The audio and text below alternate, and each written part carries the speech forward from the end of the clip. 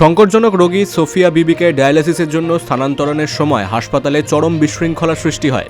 হাসপাতাল কর্তৃপক্ষ জানিয়েছে, কিছু বহিরাগত দুষ্কৃতী রোগীর মৃত্যু হয়েছে এমন ভুয়ো তথ্য ছড়িয়ে দেয়।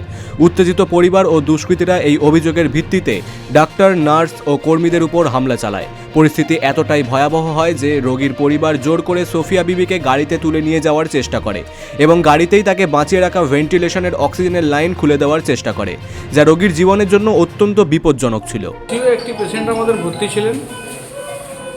সেই পেশেন্টটিকে ডায়ালাইসিস করার জন্য ডায়ালাইসিস ইউনিটে আমাদের নিয়ে যাওয়া হচ্ছিল, আমাদের হসপিটালের ডাক্তার সাহেবের উপস্থিতিতে নিয়ে যাওয়া হচ্ছিল, কিন্তু সেটি পেশেন্ট পার্টি নিয়ে যেতে দেননি।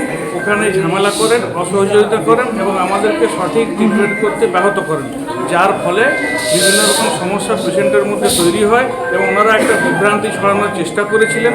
তখন আমরা ইসিজি করি, কিন্তু সার্বিকভাবে পেশেন্ট পার্টি যে ঝামেলা করে, কিছু দুষ্কৃতীর সঙ্গে নিয়ে এসে আমাদের ডাক্তারবাবুদের গায়ে হাত তোলে, বিভিন্ন রকম অত্যাচার করে, তার ফলে কিন্তু সঠিক পরিষেবা থেকে আমরা বঞ্চিত হই এবং পেশেন্টটিকেও সঠিক পরিষেবা দিতে পারছিলাম না।